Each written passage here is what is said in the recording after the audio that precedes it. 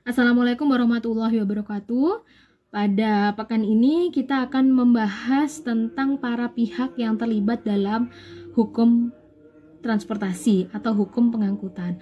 Namun sebelum itu saya ingin mereview dikit karena kemarin juga banyak pertanyaan yakni tentang dasar hukum dari hukum transportasi. Nah, untuk dasar hukum ini nanti akan kita detailkan di masing-masing jenis atau alat angkut. Jadi karena masing-masing alat angkut itu berbeda-beda dasar hukumnya, tidak terkumpul dalam satu undang-undang khusus.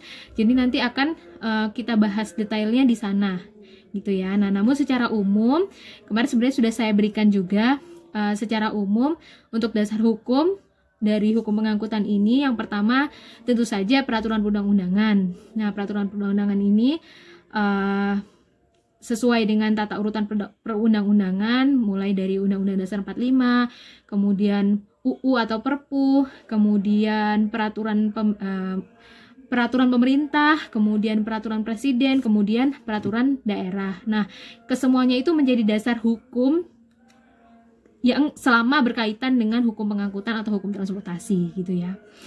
Nah, kemudian setelah peraturan perundang-undangan itu ada perjanjian. Nah, perjanjian ini harapan saya saudara-saudara masih ingat dan bisa mereview kembali tentang perjanjian.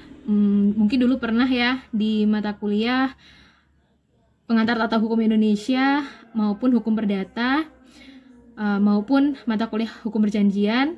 Nah, ini harapannya saudara-saudara sudah hafal di luar kepala ya terkait perjanjian ini. Nah, ini tentu saja perjanjian yang berhubungan dengan hukum pengangkutan. Kemudian yang ketiga adalah konvensi internasional.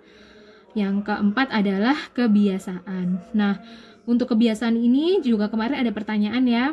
Nah, yang masuk dalam kriteria kebiasaan ini adalah yang pertama bahwa kebiasaan ini adalah merupakan kepatutan yang ada di masyarakat gitu. Jadi sesuatu hal yang memang patut atau sesuatu hal yang memang layak atau masuk logika di masyarakat gitu ya.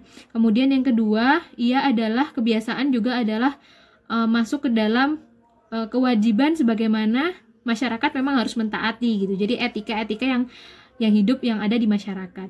Kemudian yang ketiga, kebiasaan ini juga harus diterima oleh masyarakat secara umum gitu ya, ya patut itu tadi ya. Kemudian yang keempat, nah ada orientasinya atau ada tujuannya pada akibat hukum yang diinginkan. Nah, contohnya yang paling gampang yang sering kita temui adalah angkutan umum. Jadi seharusnya ketika kita menaiki angkutan umum itu kita mendapat dokumen pengangkutan, namun di angkutan umum itu kita tidak mendapat dokumen pengangkutan. Tapi sepatutnya kita membayar meskipun tidak ada dokumen pengangkutan gitu ya. Sepatutnya kita membayar. Merupakan kewajiban dan masuk logika kita memang ketika kita sudah menaiki angkutan umum ya kita harus membayar seperti itu. Kemudian tujuan atau orientasinya apa? Tujuan atau orientasinya ya tentu saja kita sampai atau berhenti di tempat yang kita tuju gitu ya. Jadi meskipun tidak ada dokumen pengangkutan, kita berdasarkan kebiasaan kita tetap membayar. Kemudian ada contoh lagi seperti bahwa seharusnya dalam pengangkutan berlaku kita membayar dulu baru dilakukan pengangkutan. Namun kalau di angkutan umum contohnya atau di bis mungkin ya kita naik dulu baru ditarik gitu kan. Atau ketika di angkutan umum kita naik dulu setelah sampai kepada tujuan kita berhenti kemudian baru kita membayar. Nah, ini juga termasuk kebiasaan gitu ya. Terus jadi tidak harus uangnya dibayar di depan gitu ya, biayanya dibayar di depan. Kemudian contohnya lagi seperti kalau naik bis, saudara-saudara turun di sesuai permintaan kita tapi ya, sesuai permintaan saudara-saudara turun di tempat yang bukan terminal tujuan. Jadi misalnya sebelum masuk atau di halte atau di pangkalan ojek atau mungkin kalau di Singosari itu di Alfamart seperti itu ya.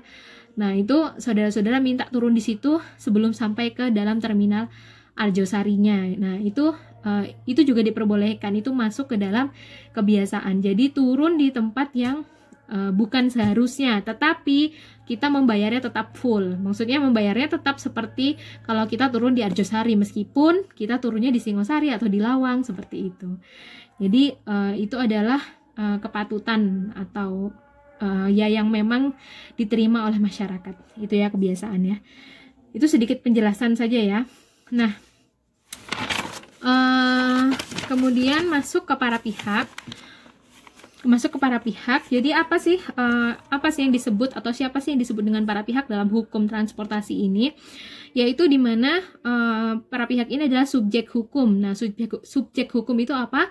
Kalau kita review, subjek hukum ini adalah pemangku hak dan pemangku kewajiban dan hak gitu ya. Jadi saling berkaitan. Ketika kita mempunyai kewajiban, maka kita mempunyai hak. Begitu juga sebaliknya, orang lain begitu.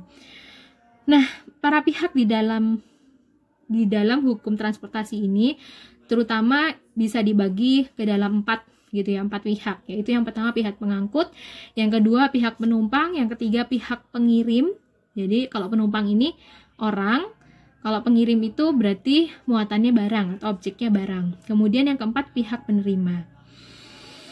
Kemudian untuk yang nah, setelah nanti ada para pihak utama, itu tadi 4 tadi para pihak utama ya, para pihak utama yang terlibat secara langsung. Nah, ada juga para pihak yang perusahaan penunjang istilahnya ya. Perusahaan penunjang ini ada perusahaan ekspedisi atau ekspeditur, kemudian ada perusahaan agen perjalanan, perusahaan bongkar muat, mohon maaf ya, perusahaan bongkar muat, kemudian juga ada perusahaan pergudangan nanti ya.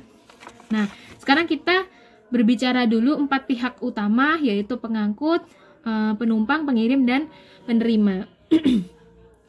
Yang pertama adalah pihak pengangkut.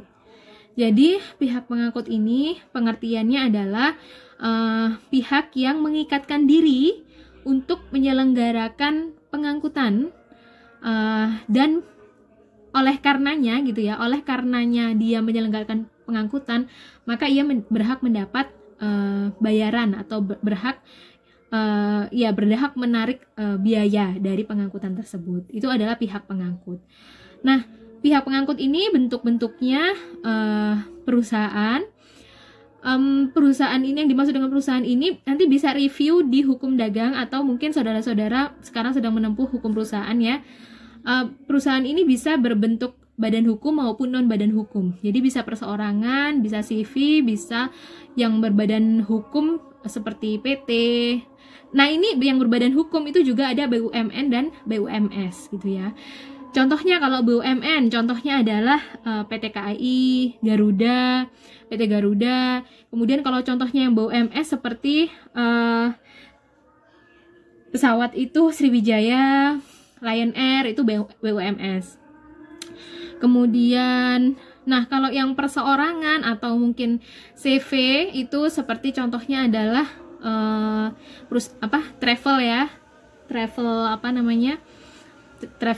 agen-agen travel itu bisa ada. Nah, ini untuk contohnya ini saudara-saudara bisa melihat atau bisa cari sendiri gitu ya. Kemudian apakah dia termasuk badan hukum atau non badan hukum, tergantung permodalannya, tergantung pertanggungjawabannya. Nah, ini bisa direview di hukum perusahaan atau hukum dagang ya, kalau yang dulu ikut kelas saya hukum dagang. Kemudian kriteria pengangkut, siapa sih gitu ya yang disebut atau yang bisa menjadi pengangkut. Yang pertama, bentuknya perusahaan, ya ini perusahaan penyelenggara pengangkutan atau perusahaan jasa angkutan. Kemudian yang kedua, menggunakan alat angkut yang sesuai dengan perjanjian. Jadi kalau bis ya bis, kalau pesawat ya pesawat begitu ya, kalau taksi ya taksi. Terus kemudian yang ketiga, dia menerbitkan, kriteria yang ketiga adalah dia menerbitkan dokumen pengangkutan, kecuali ada yang kebiasaan tadi. Contoh yang paling mudah adalah angkutan umum ya, untuk yang kebiasaan. Tapi selain itu notabene selalu ada dokumen pengangkutan. Kemudian yang keempat, kriteria keempat adalah tentu saja karena dia menjalankan usaha dan berkaitan dengan keselamatan atau kepentingan konsumen ya, itu memperoleh izin dari pemerintah. Nah, untuk jenis-jenisnya ya, jenis-jenisnya ada angkutan jalan. Angkutan jalan itu seperti angkutan umum, bis gitu ya. Kemudian ada angkutan kereta api. Ini termasuk angkutan darat ya, masuk transportasi darat. Kemudian ada juga angkutan udara, pesawat, dan angkutan laut berupa kapal. Nah, apa yang menjadi tanggung jawab dari pengangkut? Tanggung jawab dari pengangkut atau kewajiban pengangkut itu yang pertama adalah menyelenggarakan pengangkutan. Kemudian yang kedua, sama seperti tadi, dengan alat angkut yang sesuai, yang layak ya, yang sesuai dan yang layak. Kemudian mengangkut penumpang atau mengangkut barang sampai ke tempat tujuan dengan aman, selamat, dan tepat waktu ya. Aman, selamat, dan tepat waktu. Ini tidak boleh ketinggalan. Nanti akan sangat berkaitan dengan pertanggungjawaban dari pengangkut di pertemuan berikutnya ya. Kemudian nah, itu tadi sudah berapa? Menyelenggarakan pengangkutan dari tempat asal ke tempat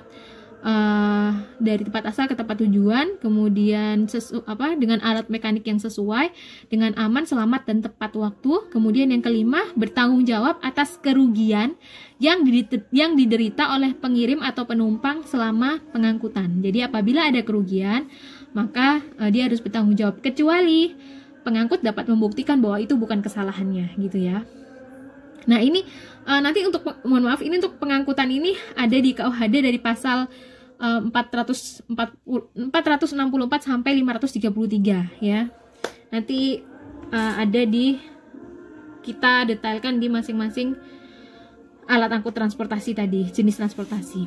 Kemudian itu untuk kewajiban dari pengangkut. Kemudian apa yang menjadi hak dari pengangkut? Hak dari pengangkut yang pertama adalah tentu saja menerima ongkos atau biaya angkutan ya. Kemudian yang berikutnya, pengangkut juga mempunyai hak untuk menolak tuntutan yang ditujukan kepada dia apabila dapat dibuktikan bahwa kerugian, jadi misalnya ada kecelakaan atau ada ada overmah seperti itu ya, ada force majeure.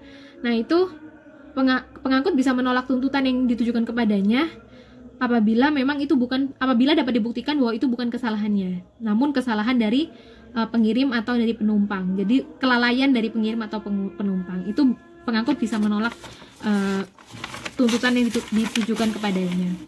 Itu hak dari pengangkut. Kemudian yang kedua, kita akan masuk ke penumpang ya. Kalau bicara penumpang berarti orang. Nah, penumpang ini mempunyai dua status. Status yang pertama adalah dia sebagai subjek hukum, yaitu dia sebagai pelaku atau orang yang melakukan perjanjian dengan pengangkut, dengan pihak pengangkut. Itu sebagai subjek hukum. Yang kedua, dia juga berstatus sebagai objek dari pengangkutan. Jadi yang pertama tadi subjek hukum pengangkutan, yang kedua dia sebagai objek hukum pengangkutan, yakni karena dia sebagai sebagai muatan. Jadi dia sebagai muatan yang diangkut juga gitu ya. Ini kalau penumpang. Jadi statusnya mempunyai dua status, sebagai subjek dan objek hukum. Nah, apa kewajiban penumpang? Yaitu yang pertama, membayar ongkos. Kita pause dulu ya karena ada azan. Ya, jadi kewajiban dari penumpang adalah tentunya membayar biaya atau ongkos dari pengangkutan itu sendiri. Kemudian untuk hak penumpang, yang pertama adalah mendapatkan layanan pengangkutan ke tempat tujuan. Yang kedua, sesuai dengan alat angkut yang diperjanjikan. Kemudian yang ketiga, sesuai juga fasilitas yang ditawarkan atau fasilitas yang memang sudah disepakati oleh pihak pengangkut. Kemudian fasilitas yang layak ya. Kemudian yang ketiga, mendapatkan perlindungan dan keselamatan sampai ke tempat tujuan. Kemudian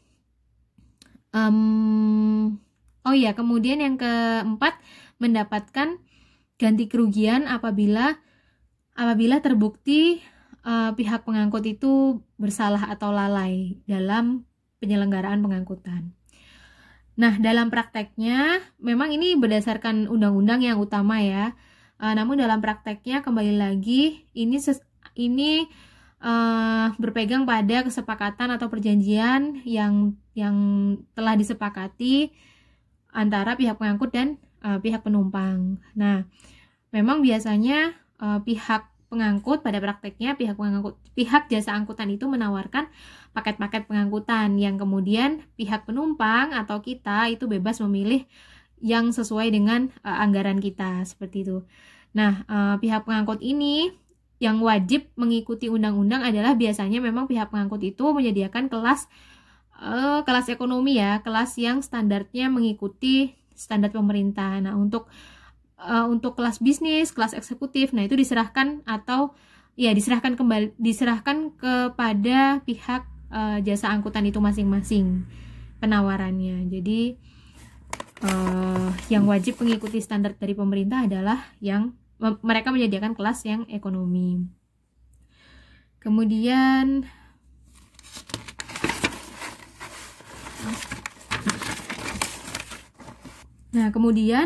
pihak pengirim. Nah, pihak pengirim ini pengertiannya adalah orang atau pihak yang mengikatkan diri untuk membayar ongkos atau biaya pengangkutan atas suatu barang yang dilakukan pengangkutan oleh pihak pengangkut.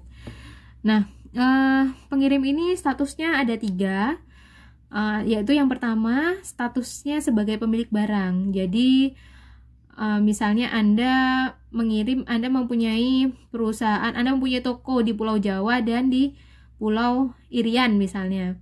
Kemudian Anda mengirim barang-barang stok barang Anda dari Jawa ke Irian melalui kapal ya, melalui laut. Nah, di sana di Pulau Irian itu penerimanya juga adalah pihak Anda gitu, pihak pemilik barang atau pihak pengirim, seperti itu ya. Jadi statusnya ada pemilik barang. Yang kedua, statusnya adalah pengirim ini adalah orang lain yang bertindak seolah-olah seperti pengirim, yaitu orang lain yang bertindak seolah-olah seperti pemilik, yaitu di sini yang dimaksud di sini adalah ekspeditur. Jadi atau perusahaan ekspedisi. Jadi misalnya Anda mempunyai online shop yang barang Anda sudah dibeli oleh pembeli dan kemudian harus dilakukan pengantaran kepada sampai ke tempatnya pembeli itu gitu ya. Nah, Anda kemudian menyerahkan barang itu atau memberikan kuasa kepada pihak ekspedisi agar barang tersebut dilakukan pengiriman kepada penerima atau kepada pembeli gitu ya. Jadi pihak pengirim di sini yang dimaksud pihak pengirim yang status kedua ini adalah ekspeditur gitu ya, yaitu pihak ekspedisi.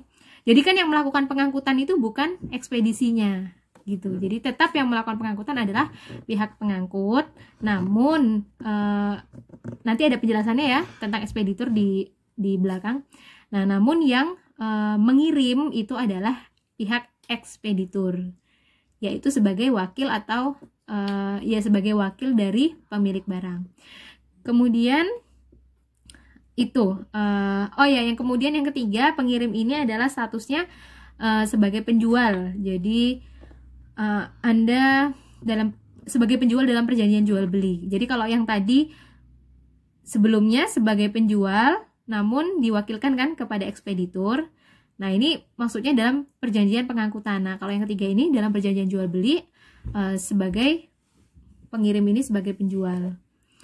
Yang penerimanya adalah orang lain gitu. Jadi bedanya dengan yang pertama tadi, yang pertama sebagai pemilik barang, penerimanya adalah pihak kita sendiri, namun cabang kita di pulau lain gitu ya tadi contohnya. Nah, yang kedua ini adalah sebagai ekspeditur, yang mana diberi kuasa oleh pemilik barang atau penjual untuk melakukan pengangkutan. Nah, yang ketiga ini adalah sebagai penjual dalam perjanjian jual beli, dia sebagai penjual yang kemudian mengirim barang untuk penerimanya adalah orang lain gitu. Jadi itu ada 3 status dari seorang dari pihak pengirim. Kemudian pihak penerima. Nah, pihak penerima ini statusnya juga ada 3, yaitu yang pertama statusnya adalah pemilik barang tadi ya, seperti yang tadi ya. Jadi penerima itu adalah ya sebagai pemilik barang, sebagai pengirim. Jadi status penerima yang pertama dia sebagai pemilik barang atau sebagai pengirim. Contohnya adalah sama seperti yang tadi. Contohnya adalah dia menerima dia menerima barang yang memang dia kirim gitu. Tapi dianya ini ya yang menerima ya pegawainya atau cabangnya di Pulau Irian tadi. Itu yang pertama. Yang kedua, status penerima ini adalah sebagai pihak ketiga. Pihak ketiga ini contohnya adalah ya dia adalah seorang pembeli. Mohon maaf ya, penerima ini mempunyai 2 status ya. Yang pertama tadi sebagai pemilik barang dan pengirim. Jadi kita punya toko di Jawa, kemudian dikirim ke Irian. Nah, otomatis yang menerima di Irian, pihak penerima di Irian adalah pihak kita sendiri, namun karyawan kita atau cabang kita gitu. Mohon maaf ya, saya agak bulat tadi ya. Kemudian yang kedua, jadi bukan 3 ya, tapi yang status kedua adalah penerima barang ini sebagai pihak ketiga. Nah, pihak ketiga mungkin contohnya ya sebagai pembeli suatu barang dari online shop, atau pihak ketiga ini contohnya misalnya kita mengirim makanan untuk orang tua kita di rumah. Nah, pihak ketiga ini ada orang tua kita di rumah yang menerima kiriman kita itu. Itu 4 pihak utama, yaitu pihak pengangkut, pihak penumpang, pihak pengirim, dan pihak penerima ya. Kemudian yang kedua, perusahaan penunjang. Perusahaan penunjang ini yang pertama ada perusahaan ekspedisi. Nah, perusahaan ekspedisi ini bertugas atau pengertiannya ya. Perusahaan ekspedisi ini adalah perusahaan atau pihak yang mencarikan pengangkut bagi pengirim gitu. Jadi pihak yang bertugas atau bertanggung jawab mencarikan pengangkut bagi pengirim, bagi pihak pengirim. Nah, kemudian pihak ekspedisi ini atau ekspeditur ini itu bertindak atas nama pengirim. Jadi pengirim memberikan kuasanya kepada ekspedisi, pihak ekspedisi. Kemudian dan melakukan pengangkutan atas nama pengirim. Jadi kalau di paket JNE, di paket Tiki itu ya, itu kan tetap pengirimnya adalah si pemilik barang atau si penjual online shop tadi gitu. Kemudian perusahaan ekspedisi ini itu juga bertindak sebagai perantara atau sebagai komisioner, yang mana oleh karena jasanya sebagai perantara itu, maka dia berhak mendapatkan komisi. Kemudian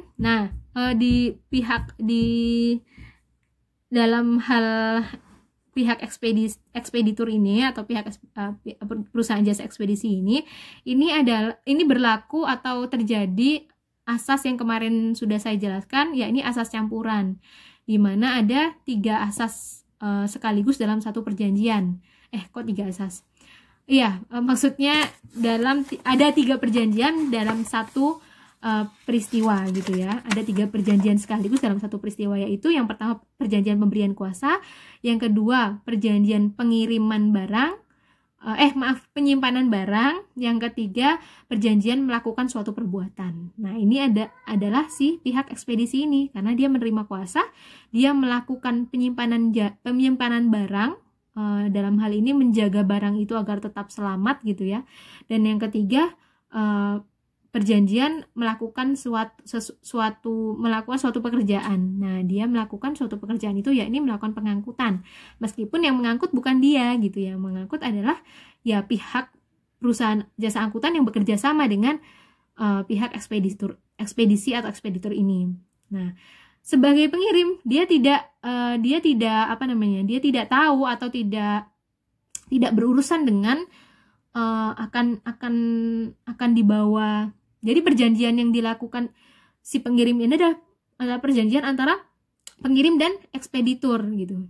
Jadi di sini perjanjian antara pengirim dan ekspeditur atau perusahaan ekspedisi ini adalah perjanjian melakukan sesuatu tadi kan ya, salah satunya.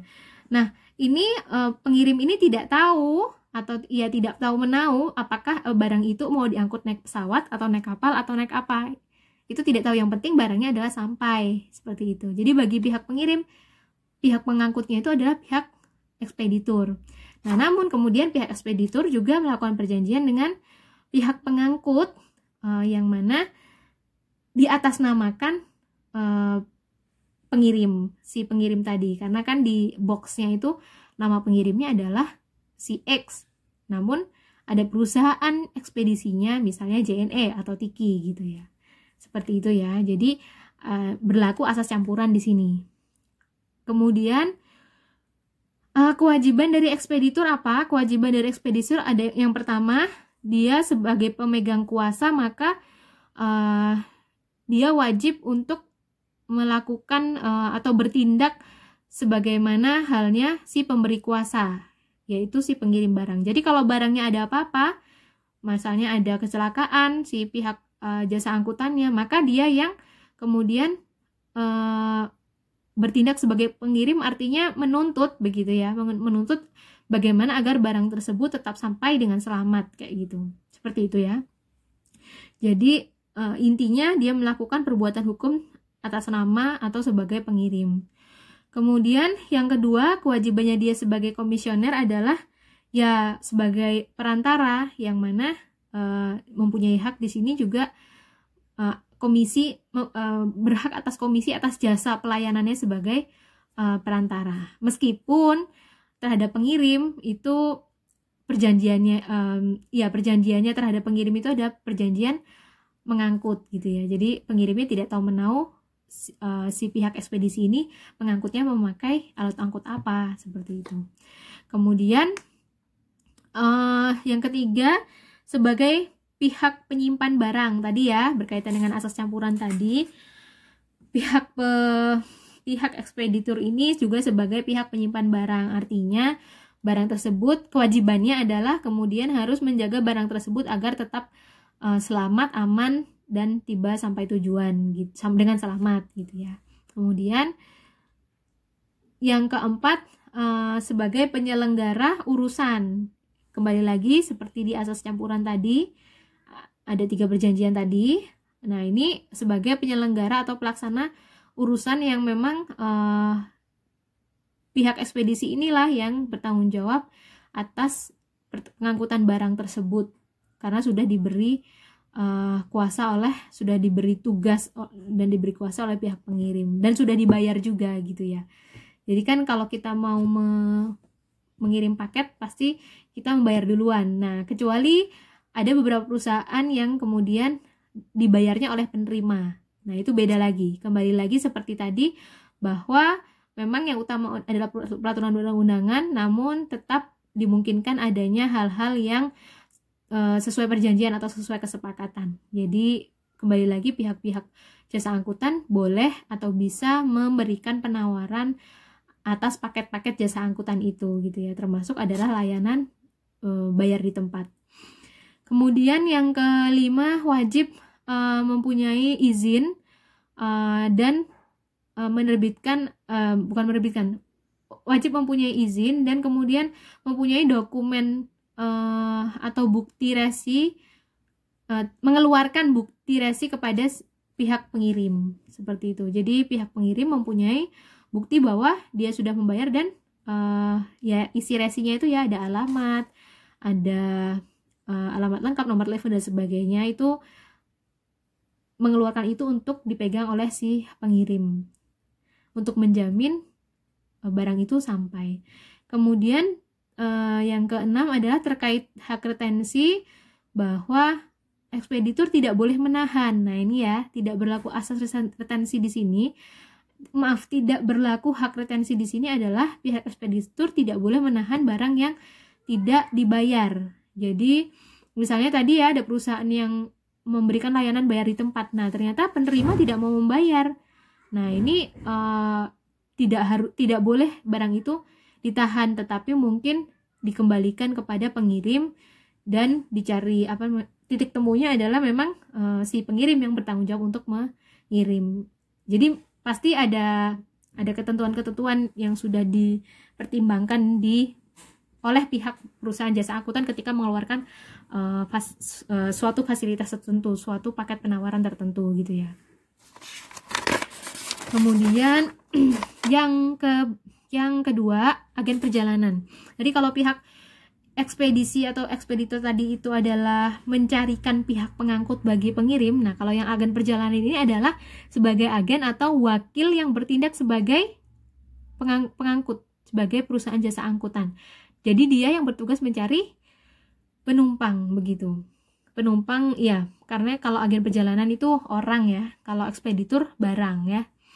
Nah, kalau yang agen perjalanan ini sebaliknya fungsinya yaitu mencarikan penumpang bagi pihak pengangkut. Jadi dia bertindak atas nama atau bertindak sebagai pihak pengangkut.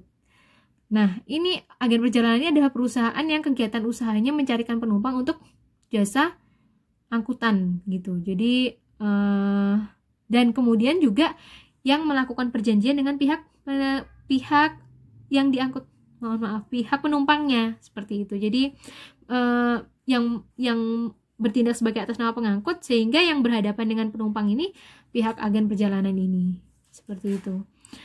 Kemudian jadi pengangkutnya bukan agen perjalanan ini gitu ya, tapi dia bertindak sebagai pihak pengangkut. Kemudian perusahaan bongkar muat, yang ketiga ada perusahaan bongkar muat. Perusahaan bongkar muat ini biasanya ada di laut atau berlaku di alat angkutan kapal. Nah, perusahaan bongkar muat ini adalah kegiatan usaha yang bergerak dalam bidang bongkar muat barang dari daratan ke kapal maupun dari kapal ke daratan.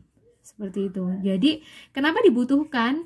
Karena dalam hal memuat barang atau kontainer ke dalam kapal itu membutuhkan keahlian khusus. Jadi tidak semuanya membutuhkan keahlian khusus di mana ya tidak semua orang bisa gitu ya. Jadi makanya memerlukan ada perusahaan yang memang di dalamnya ada orang-orang yang ahli dalam hal penyimpanan barang dalam kapal. Nah, makanya namanya perusahaan bongkar muat atau perusahaan muat bongkar gitu ya. Jadi dimuat dan kemudian dibongkar. Nah, ini itu tadi ya. Jadi perusahaan yang menyediakan tenaga ahli yang tugasnya untuk melakukan pemuatan dan pembongkaran barang-barang objek pengangkutan ke kapal. Karena di sana kan satu kontainer itu bisa jadi barangnya milik satu orang atau milik satu perusahaan. Namun bisa jadi juga satu kontainer itu barang-barangnya adalah milik orang-orang yang berbeda-beda.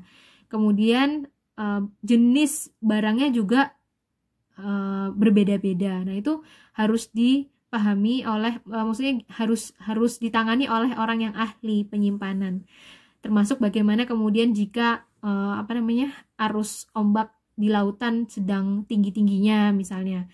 Bagaimana jika barangnya pecah belah, bagaimana jika barangnya adalah makanan misalnya, bagaimana jika barangnya adalah barang yang butuh ventilasi udara. Nah, ini hal-hal seperti ini yang harus ikut dipikirkan gitu. Makanya ada perusahaan khusus yang orang yang mempunyai tenaga ahli dalam hal muat bongkar dan penyimpanan tadi.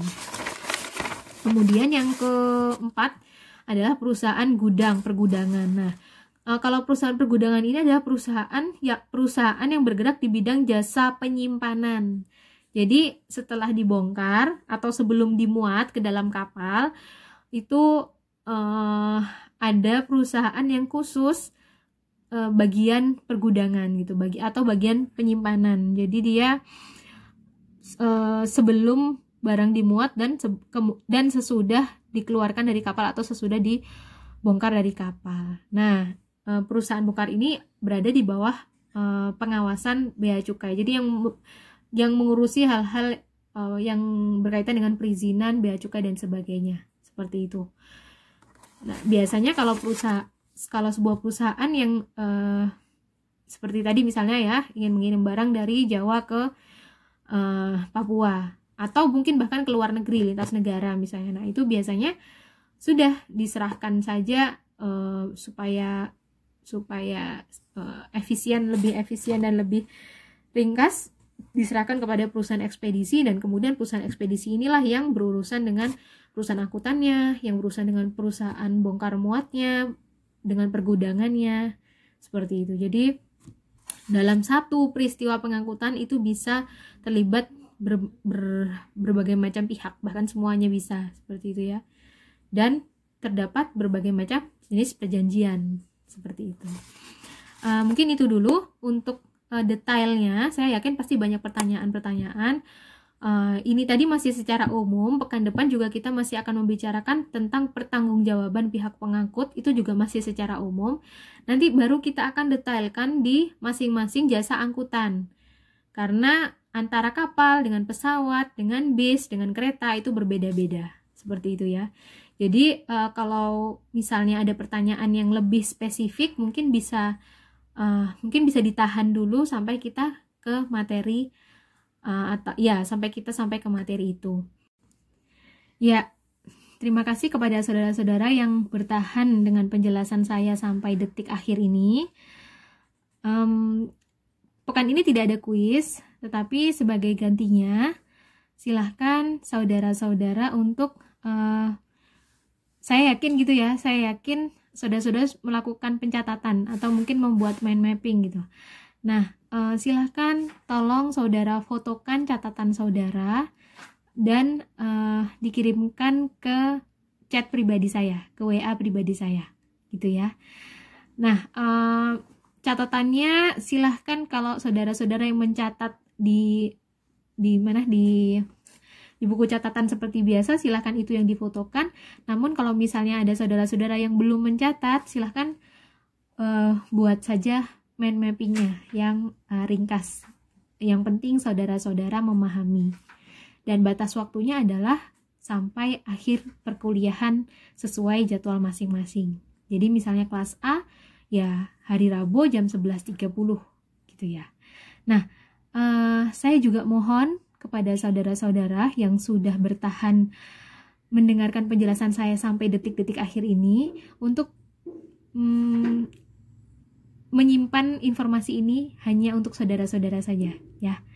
Jadi bukan kita tidak mau memberitahu teman kita, tidak, tetapi saya ingin melakukan evaluasi pembelajaran, apakah video materi yang saya sampaikan ini efektif didengarkan atau disimak oleh mahasiswa sampai akhir, gitu ya. Terima kasih. Wassalamualaikum warahmatullahi wabarakatuh.